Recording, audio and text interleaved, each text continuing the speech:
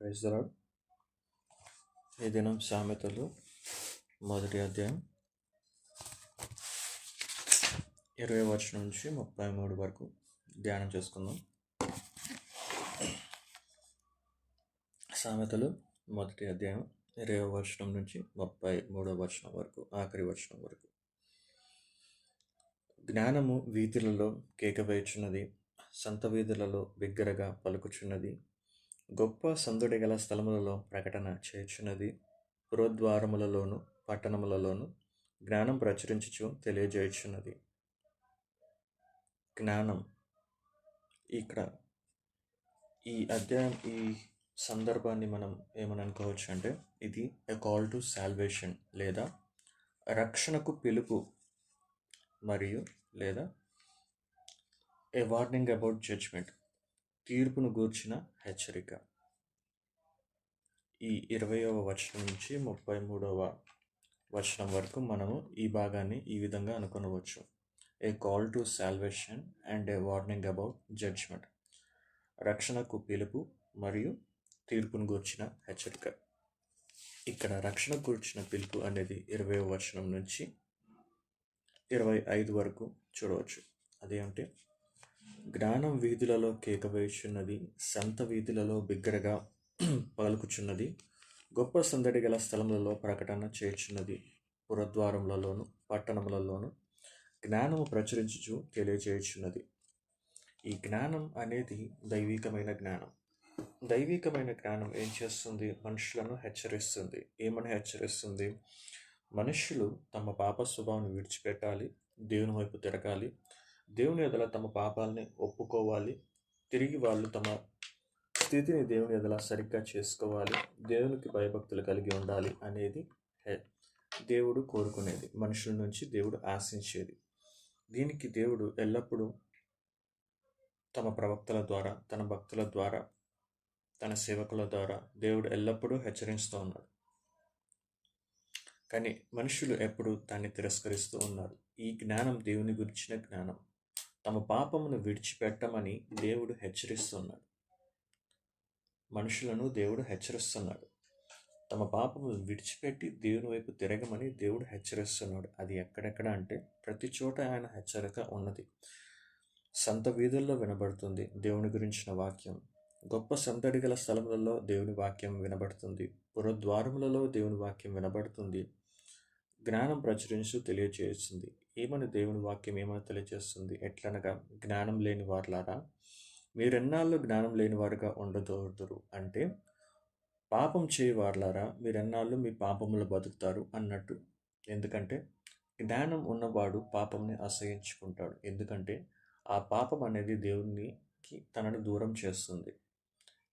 దేవుని నుంచి దూరం చేసేది కావాలని ఎందుకు ఏ మనుషులను కోరుకుంటాడు? తన స్వకీయ దురాశ చొప్పున చేయాలంటేనే తప్ప. కాబట్టి ఇక్కడ ఈ మనిషి జ్ఞానం ఉన్నను జ్ఞానం లేనివాడి వలలే ప్రవర్తిస్తున్నాడు. ఎందుకు? తన పాప కోరికను నెరవేర్చుకోవడానికి కోరిక. కాబట్టి దేవుడు ఇక్కడ హెచ్చరిస్తున్నాడు. జ్ఞానిని కూడా దేవుడు జ్ఞానం లేనివాడు అని అంటున్నాడు. జ్ఞానం లేని వారులారా, మీరు ఎన్నాళ్ళు జ్ఞానం లేని వారుగా ఉండకూడదురు. అపహాసకులారా, మీరెన్నాళ్ళు అపహాస్యం చేయుచు ఆనందింతురు. బుద్ధిహీనులారా, మీరెన్నాళ్ళు జ్ఞానమును అసహ్యించుకొందురు. జ్ఞానమును అసహ్యించుకునుట అంటే దేవుని మార్గమును అసహ్యించుకునుడు. నా గద్దింపును విని తిరుగుడి, ఆలకించుడి, నా ఆత్మను మీ మీద కుమ్మరించదను. ఆత్మ అంటే పరిశుద్ధాత్మ. నా గద్దింపు విని తిరుగుడి. ఎవరి గద్దింపు? దేవుని గద్దింపు విని తిరగాలి. దేవుడు ఏమన్నాడు? అప్పుడు ఆలకిస్తాను. నా గద్దింపును మీరు విని ఆలకిస్తే నా ఆత్మను మీ మీద కుమ్మరిస్తాను. ఆ ఆత్మ ఏం చేస్తుంది? పరిశుద్ధాత్మ, దేవుని ఆత్మ మన మీద కుమ్మరిస్తే దేవుడు ఏం చేస్తాడు? సత్యంను అసత్యం నుంచి వేరుపరుస్తుంది, మన ప్రవర్తనను సరిచేస్తుంది, మనకు దేవునితో సమాధానం ఇస్తుంది, మన జీవితాన్ని మంచిగా మారుస్తుంది, ఆయనకు తగిన విధంగా, ఆయన ఆజ్ఞలను లోబడే విధంగా మనల్ని నడిపిస్తుంది, సత్యవాక్యంలో నడిపిస్తుంది. ఆ సత్యవాక్యం యేసు ప్రభువే. ఇక్కడ జ్ఞానం ఒక మనుష్యుని గురించి అనుకుని ఉంటే, లేదా ఈ జ్ఞానమే మనుష్యదారిగా వచ్చి ఉంటే, అది యేసు ప్రభు, మన ప్రభు అయిన యేసుక్రీస్తు. ఆయన ప్రతి చోట ప్రతి స్థలములలోనూ ప్రతి సందర్భంలోనూ ఆయన నిత్య జీవం గురించి తెలియజేస్తూ వచ్చాడు. ఆయనందు విశ్వాసించమని ఎప్పుడూ ఆయన ఆహ్వానిస్తూనే ఉన్నాడు. ఆయన ప్రతి సూచక్రియ ద్వారాను ప్రతి అద్భుతముల ద్వారాను తన దైవత్వమును ఆయన రుజువుపరుచుకుంటూనే ఉన్నాడు. మరియు ఆయన ఏమన్నాడు? నేనే మార్గము, సత్యము, జీవము, నా ద్వారానే తప్ప ఎవడను తండ్రి యొద్దకు చేరలేడన్నాడు.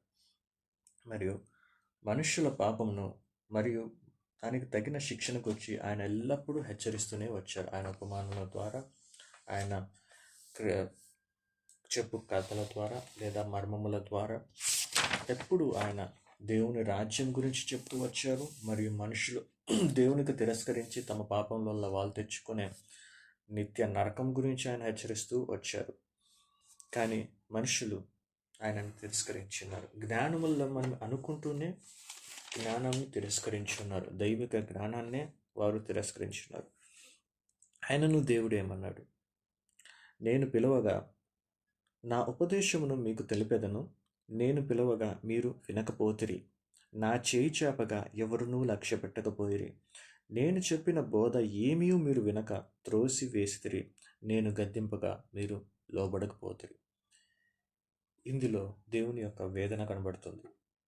ఎంత ప్రేమిస్తే దేవుడు అంతగా హెచ్చరిస్తాడు. మనుష్యునిగా వచ్చి మనుష్యులలో తన దైవత్వం పరలోకంలో దేవుని సన్నిధిలో ఆయనకున్నటువంటి మహిమను విడిచిపెట్టి భూమి మీద మనుషుల మధ్య వచ్చి మనుషుని వలె ఉండి, దాసుని వలె ఉండి ఆయన మనుషులను హెచ్చరించారు. ఎందుకు హెచ్చరించారు? తనతో పాటు దేవుని సహవాసంలో ఉండవాలి నిత్య జీవంలో అని ఆ ప్రేమతోటి ఆయన హెచ్చరించారు. కానీ ఆయనను తిరస్కరించారు. ఆయన్ని తిరస్కరించారు. ప్రేమ చేత ఆయన ఆజ్ఞను ఇచ్చి ఉన్నారు, కానీ ఆయనని మనుషులు తిరస్కరించున్నారు. ఇందులో బాధ ఉన్నది. అప్పుడు దేవుడు ఏమంటాడు? కాబట్టి మీకు అపాయం కలుగునప్పుడు నేను నవ్వెదను, మీకు భయం వచ్చినప్పుడు నేను అపహాస్యం చేసేదను. భయము మీ మీదికి తుఫాను వలె వచ్చినప్పుడు, సుడిగాలి వచ్చినట్లు మీకు అపాయం కలుగునప్పుడు, మీకు కష్టమును దుఃఖమును ప్రాప్తించినప్పుడు నేను అపహాస్యం చేసేదను. అప్పుడు వారు నన్ను గూర్చి మొరపెట్టెదరు, కానీ నేను ప్రత్యుత్తరం ఇచ్చెదను. నన్ను శ్రద్ధగా వెదగెదరు, కానీ వారికి నేను కనబడకుందును. ఇవి ఉగ్రత దినముల గురించి లేదా నరకమునకు అప్పగింపబడిన తీర్పు గురించి వ్రాయబడింది. ఎలాగనగా, మీకు అపాయం కలుగునప్పుడు నేను నవ్వెదను. అపాయము ఎప్పుడు కలుగుతుంది? దేవుని విసర్జించి దేవుడి తన సంఘాన్ని తీసుకొని వెళ్ళిపోయిన తర్వాత విసర్జించబడి వారు, లేదా తీర్పు దినమునకు నిర్ణయింపబడిన వారు. ఆ దినమున ప్రతి మోకాళ్ళను ఆయన ముందు వంగును, ఆయన నామమును ఒప్పుకుంటారు. యేసు ప్రభువే రుజువైన రక్షకుడు, మా దేవుడు, మా ప్రభువు అని ప్రతి ఒక్కరూ ఒప్పుకుంటారు. కానీ అప్పటికి సమయం ఆలస్యం అయిపోతుంది. ఏ మనిషి భూమి మీద తన జీవకాలంలో యేసు ప్రభువు తన సొంత రక్షకుడుగా అంగీకరించడో, మరణం తర్వాత ఆ మనిషికి అవకాశం అనేది లేదు. రక్షణ అనేది నీవు బతికున్నప్పుడు మాత్రమే. నీ పూర్ణ వివేచనతోటి, నీ పూర్ణ మనస్సుతోటి నువ్వు ఎరిగి సొంత రక్షకుడుగా నువ్వు ఎరిగి దేవుడు నిన్ను సొంత రక్షకుడుగా ఎరిగి ఒప్పుకుంటావు. చనిపోయిన తర్వాత అవకాశం అనేది లేదు. దీనికి ఉదాహరణ ధనవంతుడు లాజరు. ధనవంతుడికి ఎంతో అవకాశం ఉన్నది. బతికినంతకాలం దేవుడు ఆశీర్వదించాడు. ధనవంతుడు అంత ధనం ఉన్నదంటే దేవుడి జ్ఞానం ఇచ్చట చేతనే కదా. ధనము ఇచ్చాడు, తనకు జ్ఞానము ఇచ్చాడు, ఐశ్వర్యం ఇచ్చాడు, ఆస్తి ఇచ్చాడు, అంతస్తు ఇచ్చాడు. కానీ దేవుణ్ణి అతను ఎరగని వాడు. ఎందుకంటే దేవుని ఎరగని వాడు అని ఎందుకన్నానంటే, దేవుని ఎరిగిన వాడు అయితే తన సాటివానికి సహాయం చేస్తాడు. లాజర్ను కనీసం పట్టించుకునేవాడు, కాదు అసలు పట్టించుకునే లేదు. లాజర్ను తన దీనస్థితిలోనే విడిచిపెట్టాడు. కానీ లాజరు దైవభక్తి గలవాడు. చనిపోయిన తర్వాత ధనవంతుడు ఎక్కడున్నాడు? లాజర్ ఎక్కడున్నాడు? ధనవంతుడు నరకంలో, అగ్నిగుండంలో ఉన్నాడు. లాజరు అబ్రహాముల రొమ్మున ఆనుకొని ఉన్నాడు. ఈ సందర్భం మనకు దానికి కరెక్ట్గా సరిపోతుంది. ఎందుకంటే దేవుడు అన్నాడు, మీకు అపాయం కలిగినప్పుడు నేను నవ్వెదను, మీకు భయం వచ్చినప్పుడు నేను అపహాస్యం చేసేదను. భయం మీ మీదకి తుఫాను వలె వచ్చినప్పుడు, సుడిగాలి వచ్చినట్లు మీకు అపాయం కలిగినప్పుడు, మీకు కష్టమును దుఃఖమును ప్రాప్తించినప్పుడు నేను అపహాస్యం చేశాను. అప్పుడు వారు నన్ను గూర్చి మొరపెట్టెదరు, నేను ప్రత్యుత్తరం ఇయ్యకుందును. నన్ను శ్రద్ధగా వెదకెదరు, కానీ నేను వారికి కనబడకుందును. ధనవంతుడు మొరపెట్టాడా లేదా? మొరపెట్టాడు. ఎప్పుడు మొరపెట్టాడు? బ్రతికుండగా మొరపెట్టాడా? లేదు. బ్రతికుండగా తన మాటలండి, నా ప్రాణమా తినుము, త్రాగుము, సంతోషించుము. అంటే దాని అర్థం ఏంది? నీకున్న ఆస్తి, నీకున్న యవ్వనం, నీకున్న ఐశ్వర్యం, ఇవి అనుభవించడానికి నువ్వు ఉన్నావు. అనుభవించు. నీ జీవితంలో ఈ సమయం మళ్ళా రాదు. అనుభవించు, తప్పేమీ లేదు. కానీ గమనించవలసింది ఏంటంటే, ఆ రాత్రి మనది, వెర్రివాడ, ఈ రాత్రి నీ ప్రాణము నేను కోరుచున్నాను. ఏ మాట అది? పైనుంచి వచ్చిన మాట. ఒక్క రాత్రి తన ప్రాణంను తను కోల్పోయాడు. ఇది బాధాకరమైన విషయం. ఇది బాధాకరమైన విషయం. ఎందుకంటే ఒక మనుషుడు లోకమంతటా సంపాదించుకొని తన ప్రాణంను కోల్పోయిన యెడల అతనికి ఏమి లాభం? ఇది బాధాకరమైన విషయం. మనిషిగా ఉన్నప్పుడు, నీవు జీవంతో ఉన్నప్పుడు, ఈ భూమి మీద నీ ఆయువు ఉన్నప్పుడు, ఎప్పుడే నీ పాపంలో నువ్వు ఎరగాలి. నీ పాపములకు ప్రాయశ్చిత్తం కొరకు యేసు ప్రభు దగ్గర నీవు రావాలి. మోకాళ్ళ నుండి కన్నీళ్ల చేత ఆయన సన్నిధిలో నీ పాపంలో నీవు ఒప్పుకోవాలి. ఆయన నీవు నీ సొంత రక్షకునిగా అంగీకరించాలి. అంగీకరించి ఆ పాపం నుంచి వేరుపరచబడి నీవు ఆయన నీ కొరకు ఏర్పరిచిన నూతన క్రియలను నువ్వు చేపట్టాలి. ఆయన మార్గంలో నువ్వు నీ సాక్షిగా ఉండాలి. విశ్వాసులను నువ్వు బలపరచాలి. బలహీనంగా ఉన్నవారిని నువ్వు బలపరచాలి. నీవు ఏ స్థితిలో నుంచి వచ్చావో ఆ స్థితిని నువ్వు గుర్తుపెట్టుకొని ఎల్లప్పుడూ దేవుని ఎడల నీవు తగ్గింపు మనస్సు కలిగి ఉండాలి. అదే నిజమైన మారు మనస్సుకు, నూతన జీవానికి ఉదాహరణ. నీ మారిన జీవితం నీవు రక్షింపబడినావు అనడానికి సాక్ష్యమై ఉన్నది. తరువాత దేవుడు కొనసాగిస్తున్నాడు. జ్ఞానం వారికి అసహ్యమాయను, యెహోవా యందు భయభక్తులు కలిగి ఉండుట వారికి ఇష్టం లేకపోయాను. నా ఆలోచన విననొల్లకపోతిరి, నా గద్దింపును వారు కేవలం తృణీకరించితిరి. కాబట్టి వారు తమ ప్రవర్తనకు తగిన ఫలము అనుభవించెదరు, తమకు వెక్కసమగు వరకు తమ ఆలోచనలను అనుసరించెదరు. జ్ఞానం లేని వార్లారా, దేవుని విసర్జించి నాశనమగుదురు. బుద్ధిహీనులు క్షేమం కలిగినదని మైమరచి నిర్మూలమగుదురు. నా ఉపదేశం అంగీకరించువాడు సురక్షితంగా నివసించును, వాడు కీడు వచ్చుచున్న భయం లేక నెమ్మదిగా ఉండును. నా ఉపదేశం అంగీకరించువాడు సురక్షితంగా ఉన్నాడు. యేసుక్రీస్తు ప్రభువును మన సొంత రక్షకునిగా అంగీకరించి ఆయన యందు ప్రతి విషయములలోనూ నీవు విశ్వాసం ఉంచి నీ జీవనం కొనసాగించిన యెడల అపాయం వస్తున్న భయం నీకుండదు. అపాయం వచ్చినను సునాయాసంగా దాన్ని తీయగల శక్తిగల దేవుడు మన దేవుడు. దేవుడు మనల్ని ఎల్లప్పుడూ విడిచిపెట్టడు. ఆయనకి ఇష్టమైన వారికి భూమి మీద సమాధానం ఎల్లప్పుడూ ఆయన ఇస్తాడు. వాడు కీడు వచ్చుచున్న భయం లేక నెమ్మదిగా ఉండును. ఎటువంటి అపాయములలోనూ దేవుడు తన బిడ్డలను విడిచిపెట్టడు. 3 రాజులు 3 రాజ్యాలు మారాయి. దానియేలును దేవుడు తన స్థానంలో దేవుడు ఎల్లప్పుడూ కొనసాగించాడు.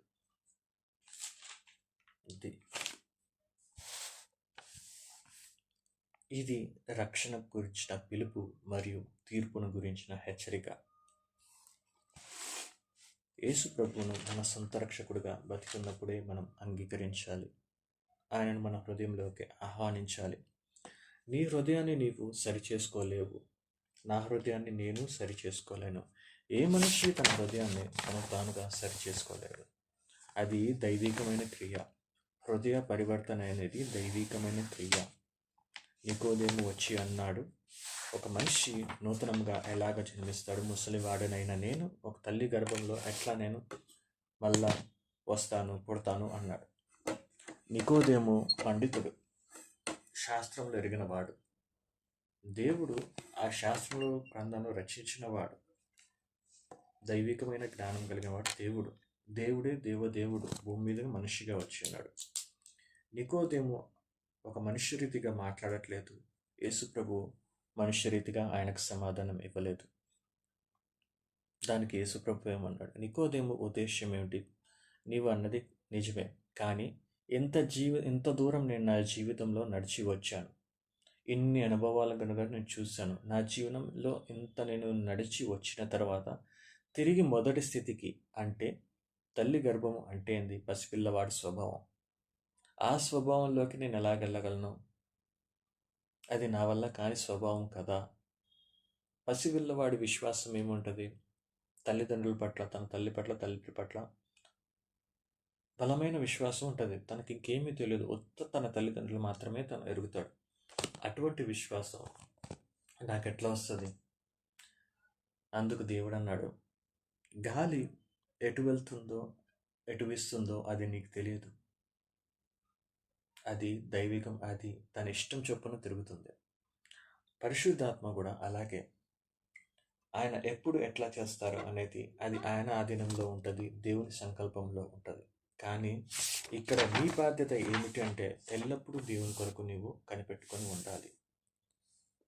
ఆయన నిన్ను సరిచేసేంత వరకు ఎల్లప్పుడూ నీవు ఆయన దగ్గర నువ్వు నీ హృదయాన్ని ఎల్లప్పుడూ అప్పచెప్తూ ఉండాలి. నీ స్థితిని ఆయనకు తెలియపరుస్తూ ఉండాలి. ఆలస్యం అవ్వచ్చు, ఆయనను మన దేవుడు విడిచిపెట్టేవాడు కాదు.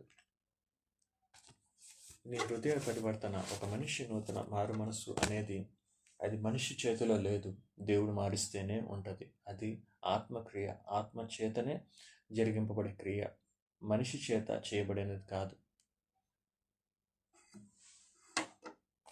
దేవుడు ఈ వాక్యం మన కొరకు దీవించినగాక.